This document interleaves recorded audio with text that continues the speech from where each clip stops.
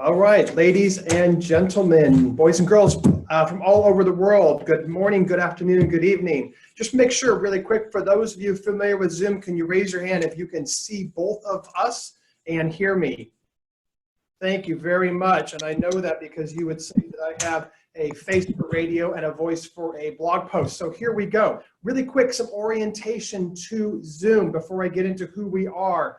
As we look at Zoom and you're using this, there are two functions we want to call out. One is the chat feature. So please use the chat at any time. We have a tech team behind us working on this. So if there are any issues you have or concerns you have, just type it in there and we'll see if we can help you out with that.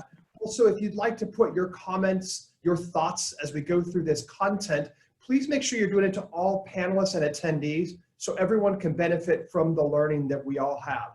The other function that allows us just to triage faster is the Q&A portion. So put a question in the Q&A side of this, and that way we can make sure we get to it. And if we don't within the time allotted, we will make sure that we come back to it and we follow up.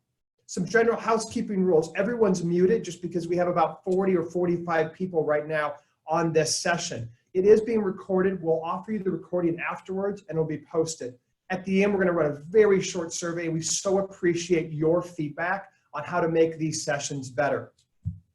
Also, all the slides, the link, we're going to provide you some resources and templates. We're going to provide those to you at the conclusion of this. We'll send an email out with all of those things. The reason that we put the gold bar there is because I told my colleague, my managing partner, because the stuff was pure gold, that the essence of this is gold's a very dense metal. For the volume it occupies, there's a lot stuffed in there. The same thing with webinar.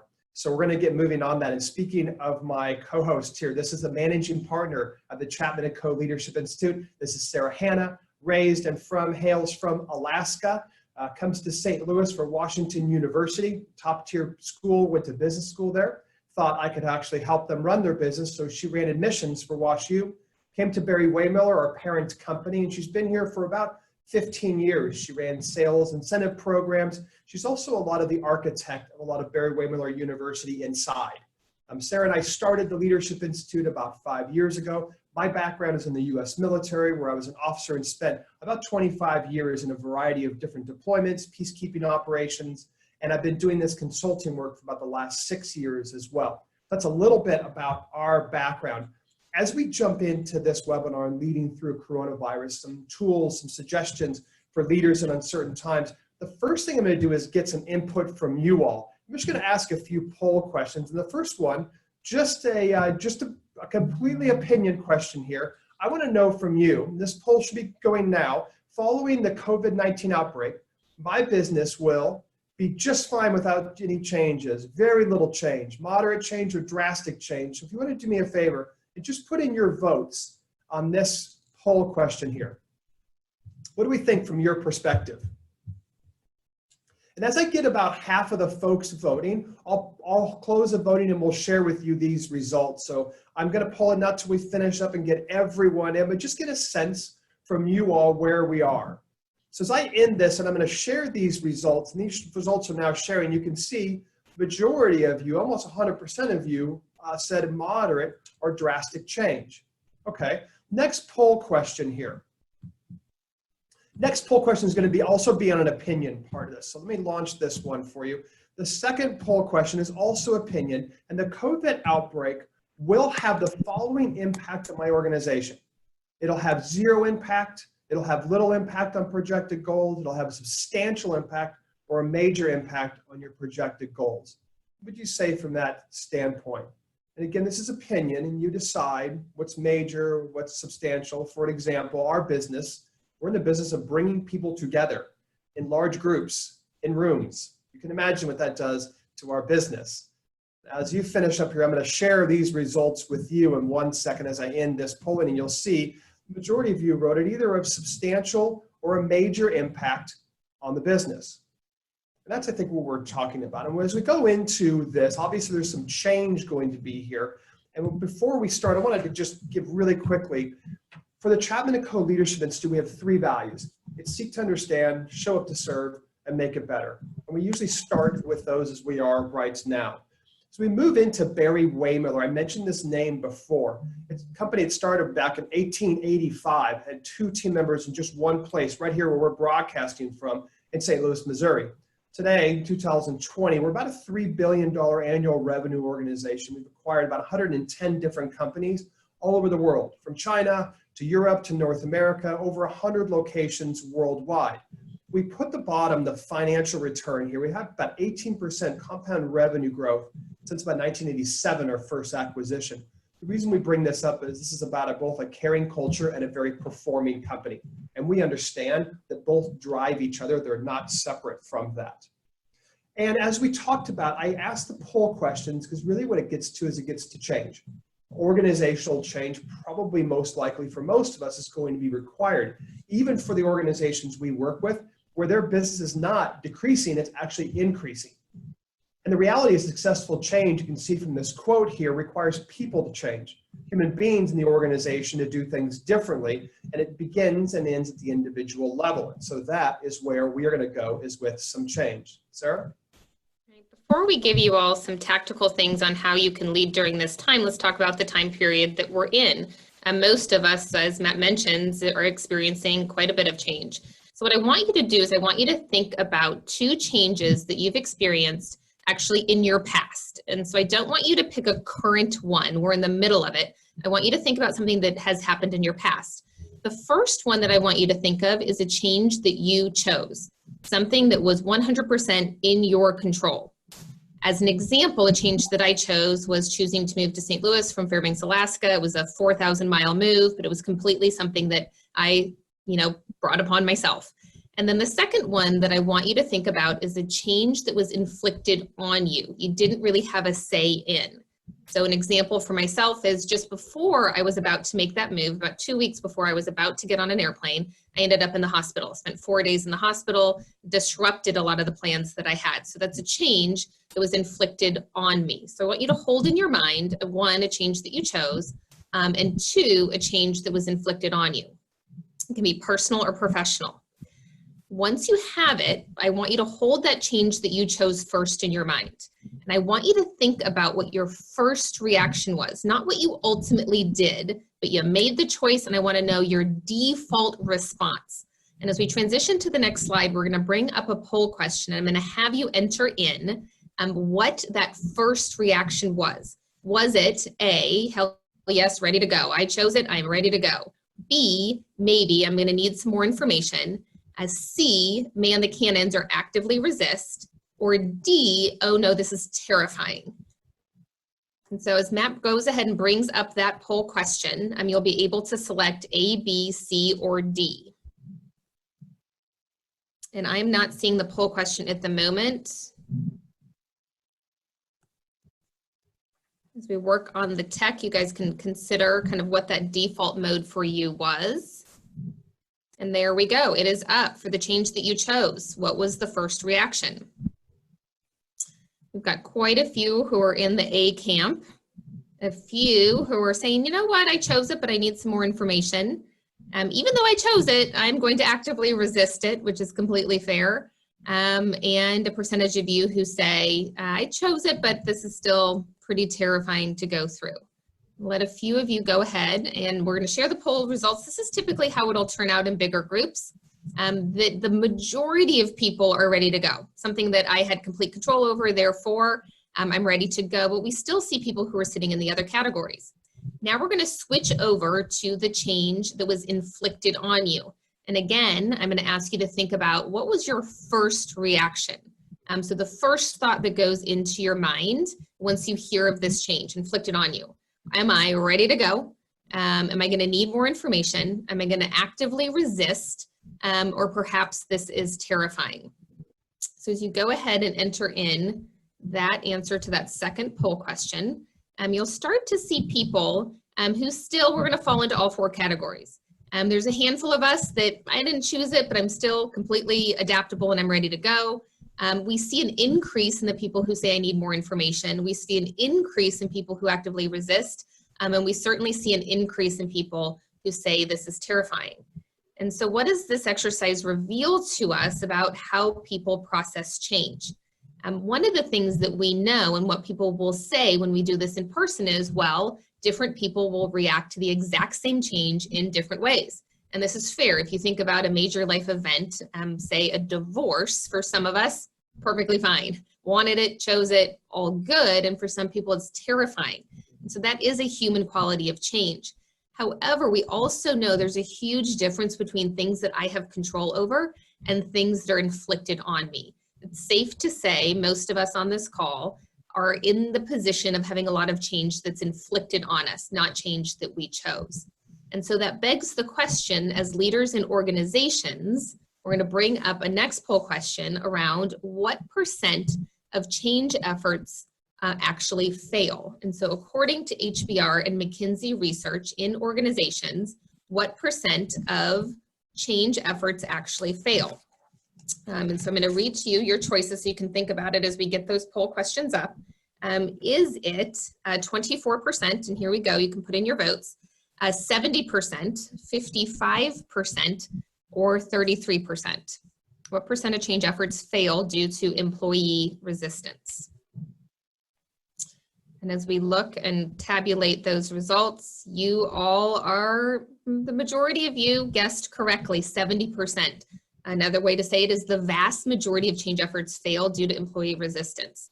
Now, we certainly have a burning platform given kind of the current circumstance that we're in, but we can't ignore the fact that we need all the human beings in our organizations to increase their resiliency, become more adaptable, and essentially move through change. But we need to realize what's happening to each of us. So as we bring up the next slide, this gives you a snapshot of if you were human, this is what happens to us when we are processing change. First step is we become aware. Either feedback is delivered, a new policy is announced, and we use the terminology, you enter into the box. So I receive the change, I enter into the box, and the first thing that's going to happen is I'm going to have some type of emotion about it. Likely, if it's a change that I did not choose, that emotion is going to fall into the category of anxiety, perhaps fear, perhaps I'm mildly resistant. I will then move to, I'm going to rationalize the change for myself. And what that looks like is I start to think thoughts like, okay, this is how I could perhaps make this change work. Then I buy in emotionally. I start to attach slightly more positive emotions to it. Then I prepare to respond, and then I leave the box and I'm ready for action. The surefire way to sabotage the change process is to essentially skip from awareness to action. And where we see this happen in organizations is you have perhaps your HR leader, perhaps it's the leadership team, perhaps whoever was huddled in a conference room trying to hammer out your plan to address the situation that we're currently in. You had a lot of time to essentially move through the box. We announce things to the organization, and sometimes we have this expectation, okay, let's all move to action. Well, our teams haven't had the same opportunity to essentially move through the box. Some of the most helpful things that you can say is, I understand that you're processing this. I want to give you the amount of time that we have available to us, then I'm going to check back in with you. It's a simple way of saying, I know you're in the box, and I'm going to show up to you where you're at. The balance of this webinar is essentially going to be, what are the tools from a mindset standpoint, from a tactical standpoint that we can do to help facilitate the change process when we're all essentially facing kind of the same situation. The three are act with compassion, communicate clearly, and decide intentionally. As we start with the act with compassion, we're going to start with your values. So you put some time into putting these values down for your organization. If you're to define what a value is, it's one's judgment of what is important in life. Values are the same for an organization. What's important to us, it acts as a filter, it acts as a guidepost, as a North Star. So one, reference the values poster somewhere in your organization, or click on the Who Are We on your website. You put those in good times probably, but this is when they're actually served really, really well. We use them as a filter for all decision making. I'm not saying that you would change the decision, but it's top of mind if I'm thinking about what are our values, now how does this decision link between those two? And before jumping into tactics about what you're going to do, ask if we're going to respond in support of our values, how should we act? And in our communications, we start with them. Because we value people, or whatever it might be in your organization, because we care for people, because we want to show up to serve. Here's how we're going to act.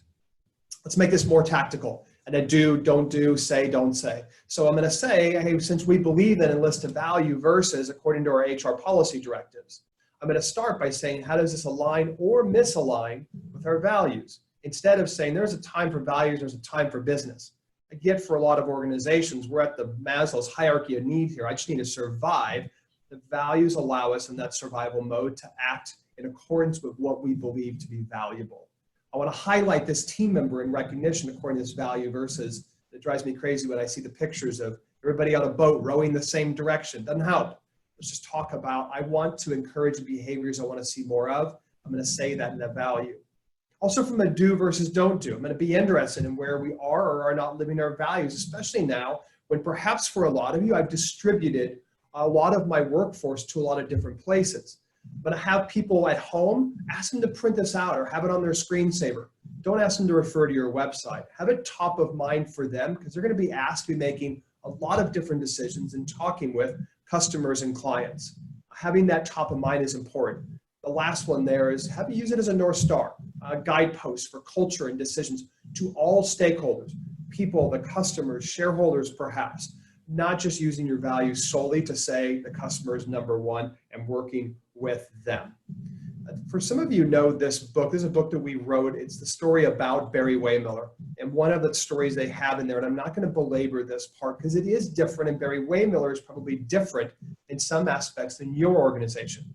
During the 08-09 downturn, Barry Waymiller is faced with their entire business model changing and financial pressures that started to talk about, can we actually be good to the people that are in our span of care, that are employed by us? And so rather than having one division take layoffs, it was decided that they call it shared sacrifice. Everyone suffered a little so that no one had to suffer a lot. Now, in our case, we did a furlough program, a month without pay. People got to choose, but it reduced the pressure, the financial pressure on our organization to go through that 2-year span so that we didn't have to lay anyone off. Everyone took a pay cut, but in this case, it was through the furlough program. I bring this concept up as you're all wrestling with these about, is it a reduction in pay? Is it a 401k match suspension? Is it across the board pay cuts? How am I thinking about someone who's economically pretty well off versus someone who's in an entry-level job? The idea, though, the concept that Barry Waymiller used is often talked about. I know it's not exactly the same. I know your organization is probably different, but just thinking about the concept of shared sacrifice perhaps puts us in a little bit different lens about how we are actually going to react during these times. Sarah? Our second kind of category in Act with Compassion is this idea of seeking to understand. For us, we would say that the most helpful thing a person can do is to listen. I want to be really specific about what we mean by how am I helping you when I'm choosing to kind of go into listening mode. When we are under stress, as humans, when we are under stress, this next slide is going to be highly scientific, but the majority of us are walking around with a balance of logic and emotion. For most of us, it's not actually 50-50. Some of us are more logical, some of us are a little bit more emotional, but we have homeostasis that's true for us. As we move throughout our day, as we absorb change, as these announcements are coming out, we experience emotion. And when that happens, we actually squeeze out the logic. And so we know this to be true because we're in highly emotional situations. Think of a confrontation or perhaps a fight. This is why later on, when I've fully processed it, I think to myself, I know exactly what I should have said. And I don't know why I couldn't think of it at the time, but now it seems crystal clear to me. Well, likely we've kind of returned to our own homeostasis, but in the moment, my logic is being squeezed out. One of the ways that we can show up for the people kind of in our span of care as we're making and triaging all of these decisions is to kind of quickly go into listening mode that allows the emotion to vent out, and it allows the person to return to whatever their sense of balance is. I want to give you a very kind of practical, more business-related example, and it actually happened to us a couple of days ago with one of our vendors. And so as Matt mentioned, for us, our business, it evaporated. In about a 2-week time frame, everything that we had planned for this year is suddenly gone, and we're replanning our business. this particular vendor, we had a regular monthly scheduled call. We hopped on the call, and they kind of proceeded as if things were normal. And so we gently asked some questions around, what can you provide us given all of the guidance that you've given up until this point has made sense, and now ultimately the world has changed around us. And the input that they gave us back was essentially, well, we need you to take a long-term view. Well, in this current environment, the emotion that rose up for us was I'd put the word complete frustration on it, to the point, to the extent that we just ended the call. And to be kind of honest, from our standpoint, we don't look at the people who are guiding the call as at fault. We also look at them as saying, you never received training from your organization on how to handle this. They couldn't fall into listening mode. We weren't asked a bunch of open-ended questions.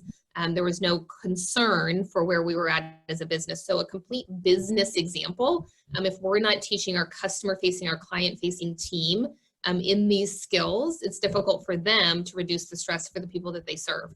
This is also true for all of our human relationships. Can we return to that listening mode? When we do so, we have to do so with empathy. Empathy is to feel it as you feel it, to think it like you think it. By a dictionary definition standpoint, the ability to understand and share the feelings of another. So what does this look like in kind of a practical sense? There's some empathetic responses and there's some non-empathetic responses. Empathetic responses during this time, it looks like understanding, recognizing, and accepting. So things that you can say, it sounds like you're saying, what can I do to help? Before I jump to a conclusion, I want to say, I want to make sure I understand where you're coming from. Can you tell me more about? I can just simply recognize that this is difficult for all of us. It's a tough situation. Thanks for telling me. How are you dealing with that? Before I kind of give you my solution, somebody's talking and talking. Well, how are you dealing with? What's your first move? Accepting, I hear you. I can see where you're coming from, and I appreciate your perspective. Non-empathetic responses, dominating, just get on with it. This is what you need to do.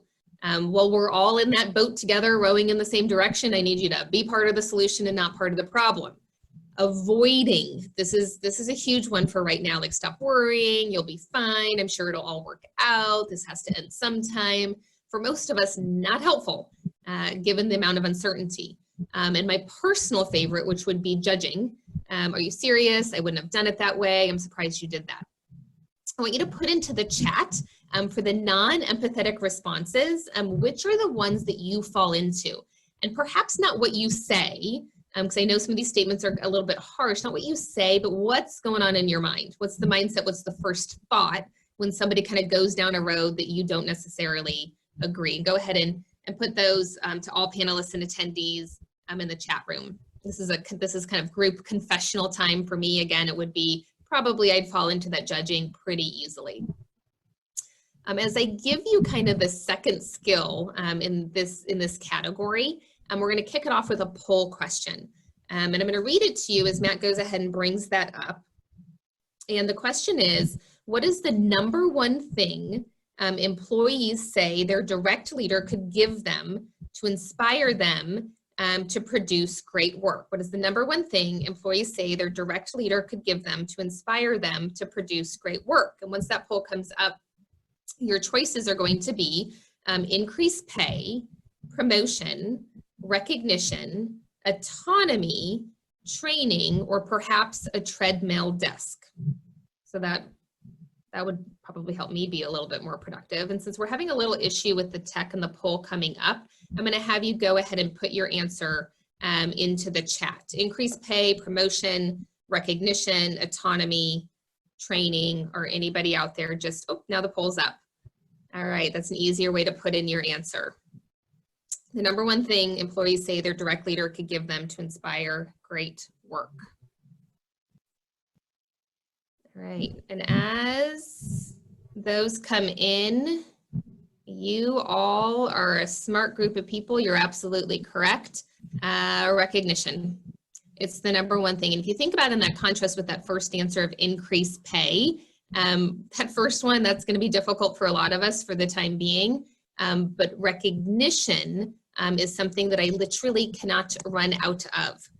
So when we think about recognition, we come from the standpoint of, one, people just want to know that who they are and what they do matters.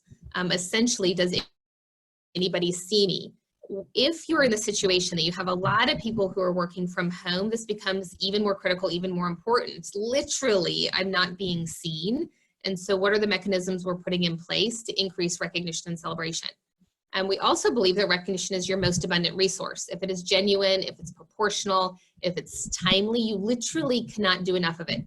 There's none of us that are out there that says, please stop with the genuine, proportional, timely recognition. There's 3 categories that we want you to think about when you're thinking of what to recognize. The middle one, excellence or achievement, is the one that we tend to fall into, and it's really important things to recognize, but they're also the things that are the easiest. It's the things that we can see. Deadline completion, sales orders, and perhaps during this time, people who are kind of adapting really quickly and performing. And you should absolutely recognize those things. But if you only do achievement, you're missing out on 2/3. The first that we would call you to is effort. And so energy invested along the way, and we would say regardless of outcome. In this situation, a lot of us don't know how it's going to turn out, and so we literally can't predict the outcome. But am I recognize just kind of the toiling away and the energy invested? I also want to recognize the example. And to Matt's point earlier, if I'm going to start with my values, I want to use recognition to say, here's where I saw you living those values for the team, for the organization. I also want to do it using this particular formula. So rather than going around saying, good job, good job, good job, I want you to use 3 components. The first is the primary feelings. How do I feel about what you did? I want to name the specific behavior, and I want to talk about the impact. So this example is, Jennifer, I'm grateful and inspired. Those are your emotions, those are your feelings. By your willingness to ask questions, that's the behavior, and share your thoughts on how to improve our client communications. Your curiosity and informed contributions, this is the impact, really important, make us a more collaborative team that serves our clients in even better ways. If I want my team to lean in, if I want them to do great work, if I want them to repeat the behaviors that are really, really good, I need to share how I'm feeling about it. I need to be very specific about what those behaviors are. And I really want to talk about the ripple effect. Because for some of us, if I'm not quite sure if this is having an impact, I'm not necessarily sure if I'm going to repeat it in the exact same way. Really, really highly effective. When we do this in class with a group of people, we'll typically give about 7 or 8 minutes and people can write out a message. And so then even a lot of us are in a huge time crunch, starting and ending our day this way. If you've got a remote workforce, we'd recommend that you handwrite the note out, actually text a photo of it. It means and it matters to people that you took the time to write it out. If, and I know this is a Herculean effort for most of us to find a stamp, but if you're able to put it in the mail, we have a lot of people who are working from home who would highly, highly appreciate finding something in their mailbox from somebody who says, I see you and I see what you're doing. We also know that recognition from your direct leader is 8 times more powerful than recognition from other sources. So if you're a leader that has a span of care, doing this really, really matters. So I'm going to seek to understand, and I'm going to increase my recognition and celebration.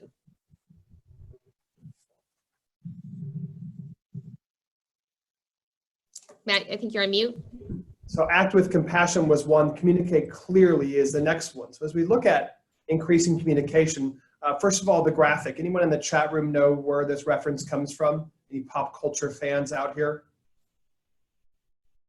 I'm only going to give you a couple of seconds here. It's from Spinal Tap. They're talking, and the one guy is saying, and I won't do the English accent this time, but the one guy has an amplifier, and it goes to 10, and the other guy says, well, this amplifier is better, and he says, well, why is it better? And he says, because this one goes to 11. And he said, well, what if this one is louder? And he says, but this one goes to 11. It's a good moniker, a good thought about the more I communicate now, especially in times where there's uncertainty, if people don't know what's happening, they're going to make something up. I'm going to fill that void.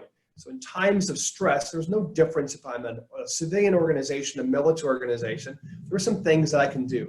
One, and first and foremost, I'm going to start with my people. I'm going to be concerned about my people's health and welfare.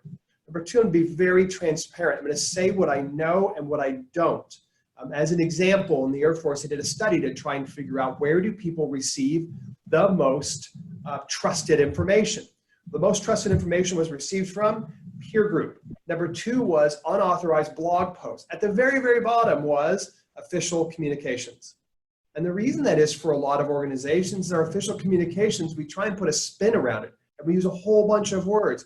And no, John Stevenson, I'm not going to use my British accent, although I'm tempted. So thank you for asking.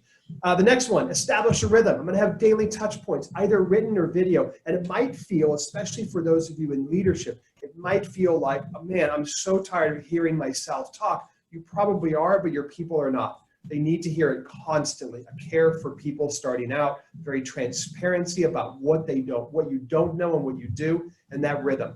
And the last one is selecting the right format. So I will tell you, email is fantastic for facts, figures, numbers, those type of things.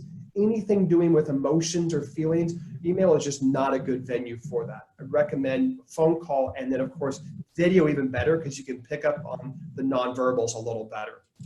Let's get tactical about this, shall we? So Team Huddle, this is a very typical agenda that we will use. And I know we're talking about leading through coronavirus and times of uncertainty. We'll use a very similar agenda to meet all kind of personality behavioral styles as well. So you can see those numbered right there. I'm going to start with what's going right. For a lot of leaders, they were promoted into their positions because they solved problems. They're good problem solvers. If I'm a good problem solver and I was no different, then what am I looking for? I'm looking for things going wrong that I can make better. I need to stop and at least in the beginning say, I'm going to catch you doing something right. Sarah's comment about I see you. People want to know that who they are and what they do matters. I get that in these times of change, we're going to go down a lot of different lanes here, and sometimes it's not going to be the best one, or it can always be made better. At the same time, I'm going to find out and point out what's going right.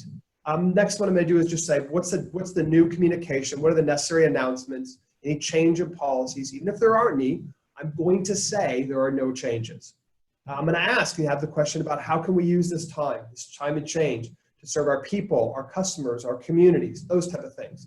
For us, this webinar would be a really good example of that. Number 4, what should each person be individually focused on? And then last is personal connection. I don't always get to this because I time block this, and you'll see some rules on the right-hand side, but the very end is, I just want people to have a chance to talk. But I don't want that to be at the beginning because we have some serious things I have to work through. But I do want to keep it there for people who need to connect. And if I know it's coming, then I'm not going to jump in the beginning and start talking about how my weekend was or what's going on that I saw in the news when I know I have a chance to do it at the end. Some rules: designate a meeting leader, have a note taker. I know this seems really basic, but the number of organizations we work with that 1, don't start on time, and 2, don't end on time is about 90%. We work with a lot of companies, from pro sports teams to major airlines all over the world. Start on time, end on time. We would offer, especially for bandwidth, the leader should always be on video. Everyone at the bandwidth can accommodate that. Keep your line muted while others are talking. The other one there is using the chat function for larger groups. We would use this in the military. We'd have 1,000 people on a chat room, and people would be talking, and we would be triaging what were the most prevalent questions to answer. So this works in large groups as well if you use some of these rules and structure. I refer to people by name rather than by the department. I know it's very efficient to say, let's now hear from sales, let's hear from marketing, let's hear from operations. It's much more personal, especially now when we're distributed all over the place, to start with, let's hear from Jim, let's hear from Sally, let's hear from Jay. Much more personal. We can start with the first name. And the last part there, as I mentioned, when the time is up, anyone gets to leave. Those are the rules. You name those rules so that if you're the leader and you're still talking about something, it's okay that people literally get up and leave, because we're going to be much more efficient in how we're doing this. All right, I'm going to move us on into some feedback to increase communication. I'm going to launch a poll here, though, and I want you to tell me, what do you think of when someone says, I have feedback for you? Sarah, can you verify the poll is running? Okay, great. What do you think of when someone comes to your workplace and says, I have some feedback for you? The first thing, I want you to think about the first thing someone says. I got some feedback for you. You haven't asked for it. You're just sitting there. It's a cup of coffee. You're doing some work. And all of a sudden, someone comes in and says, I have feedback for you. Does it help if I do it in an English accent? No. It does not, does it? All right, as about 50% of you vote on here, I'm going to end this and I'm going to show you what you all said. So if I say, hey, I have some feedback from you, a lot of you is, oh, you know, whatever, I'm going to build up a defense. About half of you said, what complaint do you have now? So let me ask a different question. What if I were to ask it, What about if somebody comes into your workplace and says, hey, I'm interested. I'd like your feedback on this. I'm going to launch the polling right now and verify that it's up. Great, now it's working. What do you think when someone says, hey, I'd like your feedback on this? What's your first gut reaction? First gut reaction, same thing. You haven't even had your coffee. You just sat down in the morning. It's a work day. You've got a whole bunch of things going on. And someone comes in and says, I'd like your feedback on this. And as about half of you vote, I'll show you how this ended up as well. And you can see what a change this is. So to go from, I've got feedback for you, right into, hey, I'm interested in your feedback. You can see the percentage, 96% of you voted, yeah, I'm interested in that. Well, there's a biological reason why, and I'm going to show that to you here. Under MRI, the top here is the human mind, a front and side view. The red marks there are the places in the brain most associated with receiving a reward, any reward, not just verbal, but anything. Could be cash, could be monetary, those type of things. It's receiving a reward. The bottom two panels there on your bottom left are of that same mind under MRI. When asked for feedback, when asked for opinion, when asked for input, the same areas associated with receiving a reward light up. I know a lot of us have been told feedback is a gift. The true gift is asking for feedback. And I'm going to actually run a couple more poll questions here, I believe, on this one. Before I jump to the next one, I'm going to ask one more poll question for you here. I want to know, according to SurveyMonkey research with Adam Grant, what percentage of their employees feel understood by their managers? And that poll question is up. You can see that here. What percentage of employees feel like they're understood by their managers? What percent of employees feel like they're understood by their managers? And I'll wait for a few more of you to get your vote in. There's a reason I'm asking this because it'll transition us nicely into the next slide here. As I end this polling, and you should be seeing this as I start to share right now, you will see that there was a good portion that said 22%. Some of you said 47, and a few of you said 65. Just 47% feel like their manager understands them. The ability for a leader to ask for feedback is so powerful. It builds trust. It gets the manager to build that empathy that Sarah was mentioning, and you make better decisions as well. Here are some tactical ways you can ask for feedback from your team members. Hey, how's the new work from home policy going? If that's applicable to you all. Project priorities, how are they? Do you understand what your number one priority is when you have extra time? Or do you understand what the ranking order is? How's our clarity of communication? I want some feedback on that. How can I better support you in your role as your leader? How can I better support you? What ideas do you have? How can you make this idea better? So sometimes we get stuck in, I don't like something or I like it. And if it's binary like that, I say, great, then make this one better. I want feedback for you. I'll lead you into that. And then what concerns do you have from your perspective? Let's transition into what feedback can we ask for clients. Sarah mentioned the call we were on with one of our vendors. So when we started out, it was no different with this webinar. And I know we're doing it distributed with 40-something of you, but we're asking, what's your opinion? How's the information you're getting from us? This is you as your organization talking to a client. How's the information going that you're getting from us? How is it? Is the information, this is leading, and I'm getting right down to the point here, but is the information you're getting from us helpful in your current situation? Because I want to have some empathy, so I literally want their feedback on it. What do you see as a gap in how we're serving you right now? What's your most pressing concern? What concerns do you have from your perspective? I literally want to understand them more as a person and as an organization. So that's how we increase that communication, the feedback side. Right, and our final category, we have act with compassion, communicate clearly, and decide intentionally. So most of us, while we are caring for our people, we are also caring for our business and asking a lot of questions around how am I going to revise my strategic plan? What is the world going to look like when we're all out of quarantine?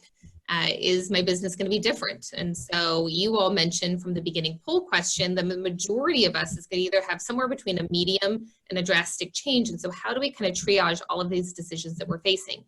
The first, we're going to use 3 tool sets. I'm going to hit these pretty quickly, but we're going to send you some worksheets and some guidance afterwards. The first one is if I'm trying to bring a group together, or perhaps I'm just thinking about a particular situation or decision I'm trying to make, I'm going to ask myself these questions. What do I control? What do I influence? And what can't you control?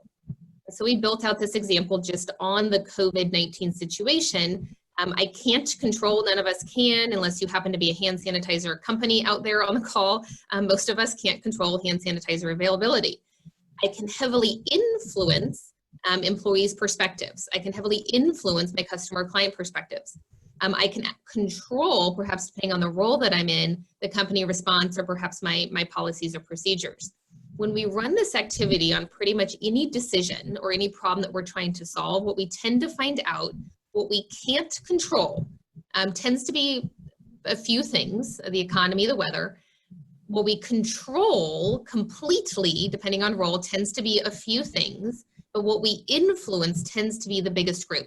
And so triaging down into what are all the creative things that we can do that we can influence the situation that we're in. So this is a way to break down any of the problems that you happen to be facing. The second one that I'm going to give you is thinking about what's urgent versus what's important. And so urgent being defined as tasks that require kind of immediate attention. Oftentimes these are tasks that are deadline driven and tasks that you were being handed. Perhaps it's a customer or client that's handing you this and it is incredibly urgent. Perhaps it's something to serve your team. Versus important, which is a task that contributes to the long-term mission, values, and goals of your organization or your business. If I put those and drop them into a simple 2x2, it allows me to kind of look at the things that are on my plate and kind of put them into buckets. So those things that are urgent and important for most of us, that's customers, clients, I'm going to do those first. Anything that's important but not urgent, I'm going to schedule. And so while most of us were in a firefight this week, am I breaking out time next week and the week after to gather together virtually and look at the strategic plan, look at my goals for the business. Not important but yet urgent.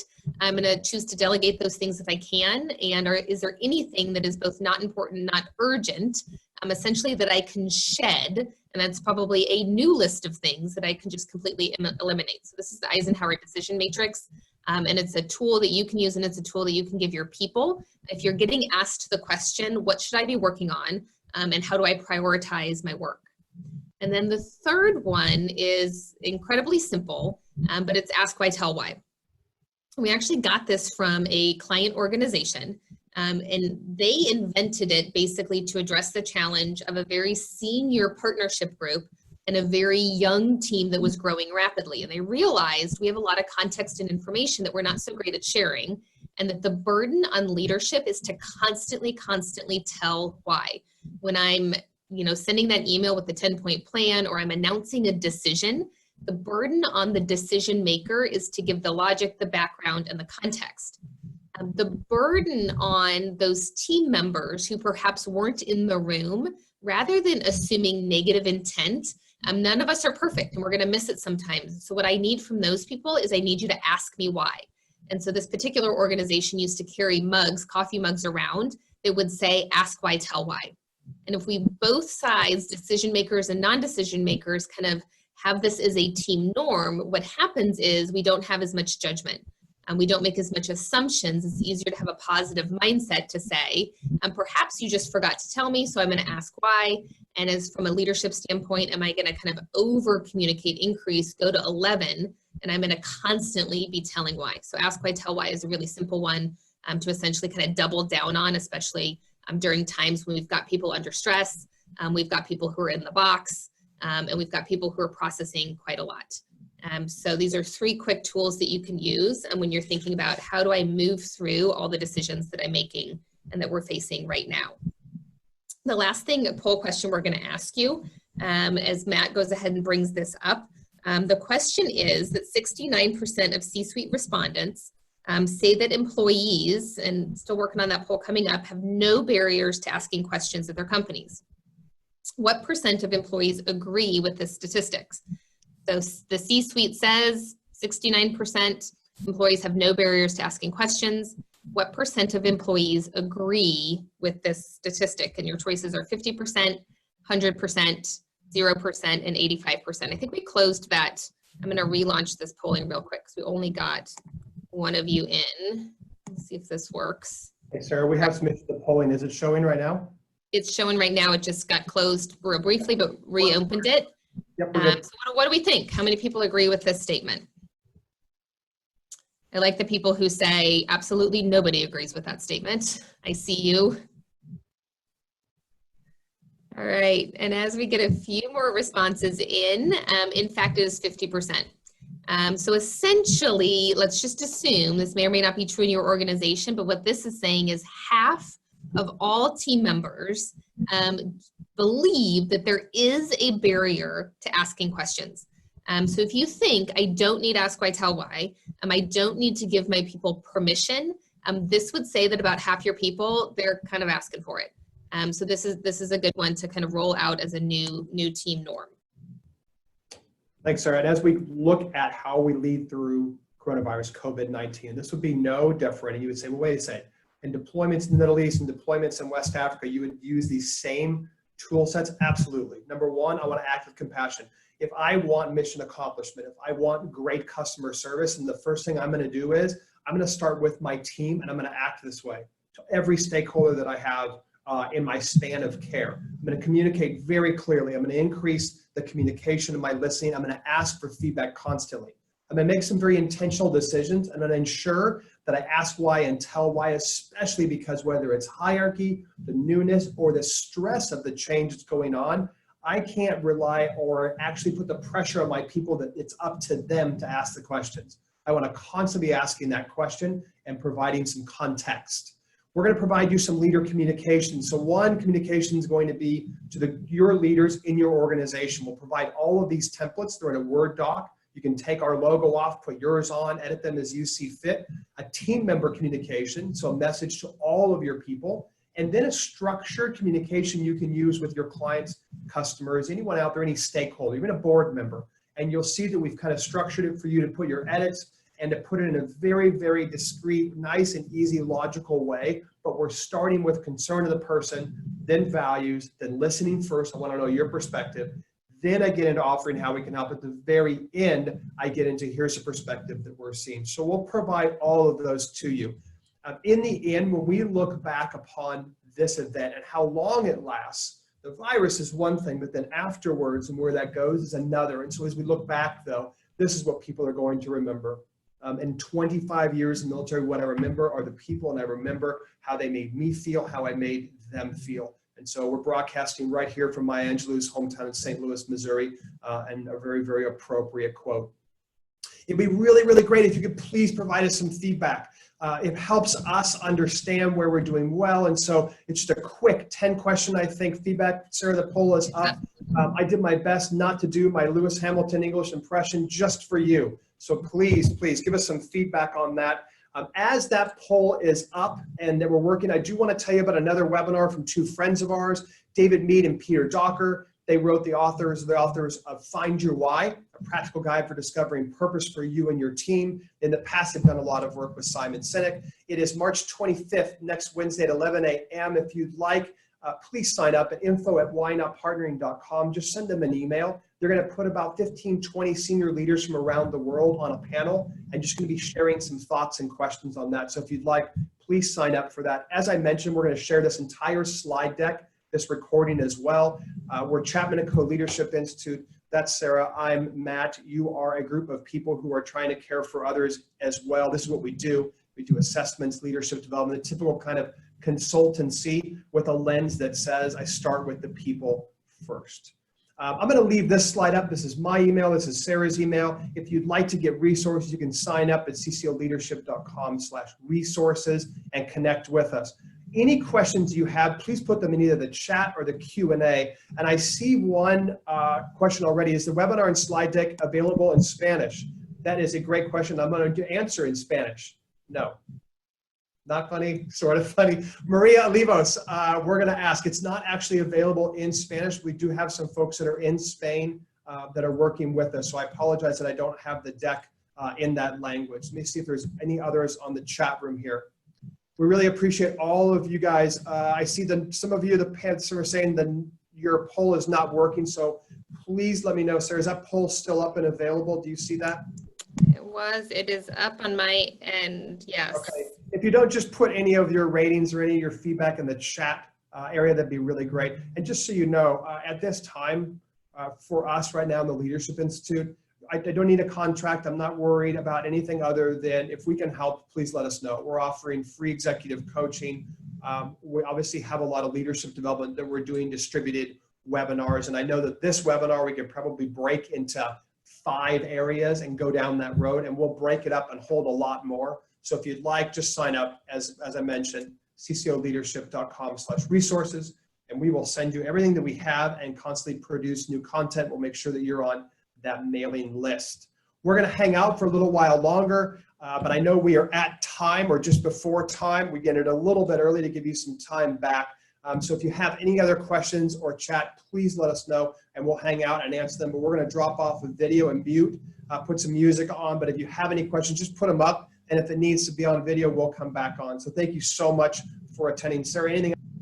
All good. Right, thank you.